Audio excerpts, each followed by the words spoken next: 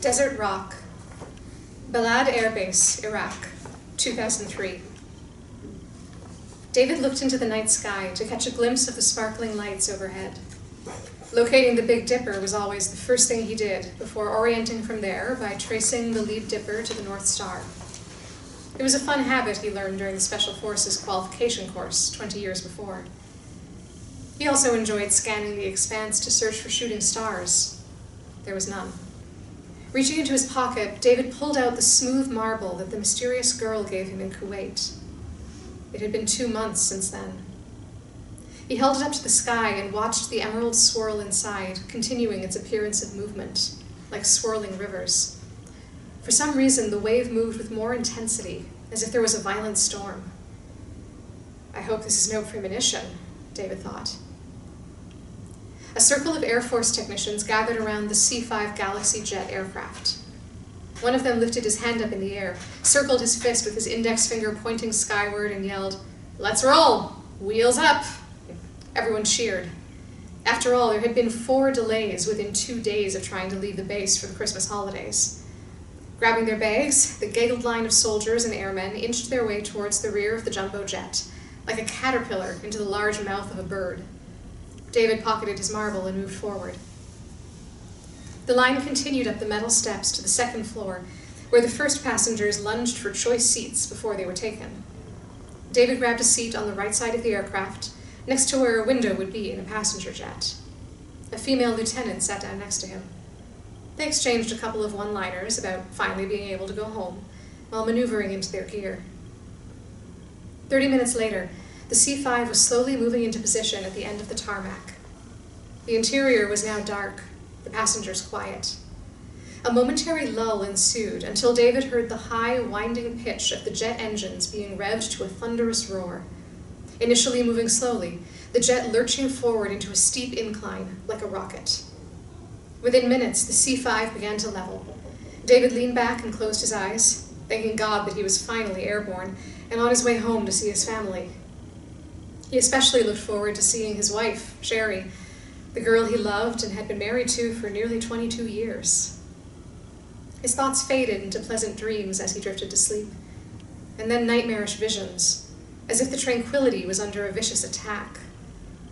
An explosive burst awakened him in a flash, his eyes wide in fright. Rapidly blinking and adjusting to the darkness, David looked around. The lights flicked on, and then back off. None of the other passengers he saw were sleeping, but were looking as fearful as he was. Suddenly, the jet dropped straight down, as if it hit an air pocket. The loud thud accompanying the drop caused someone to yell, "Jesus!" The lieutenant next to David looked like she had seen a ghost and wanted him to save her. She was clutching the seat in front of her, bare knuckles exposed like tiger claws, clinging for life. The plane bounced again, much like the first time, only worse. "What the hell is going on?" a lieutenant colonel yelled. Then he started to get out of his seat. A bad decision.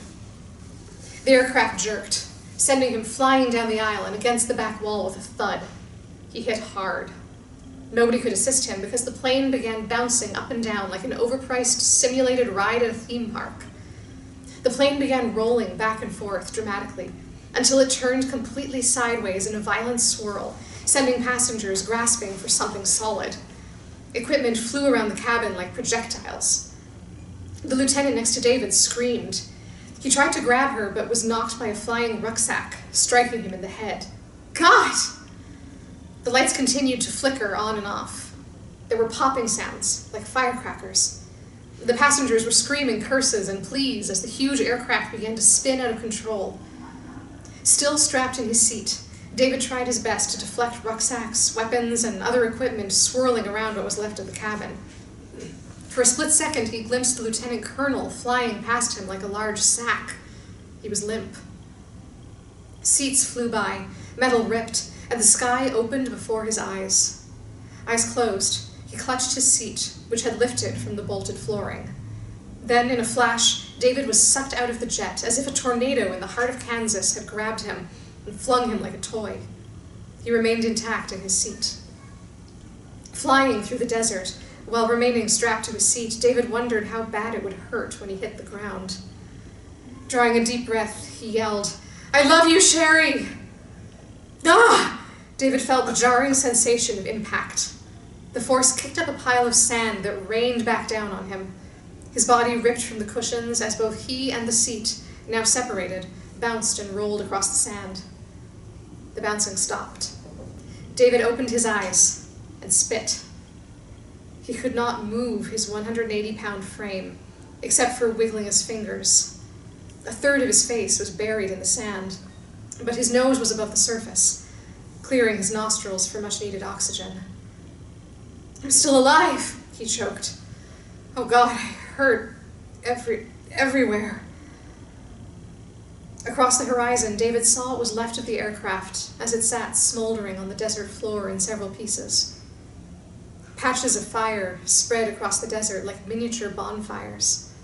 Surrounded by darkness, David heard the crackling sound of fire echoing near him. For a couple of seconds, and only a couple, a male voice yelled, "Help me! Help me!" Then it was quiet. The landscape was misty and dark, eerie silence.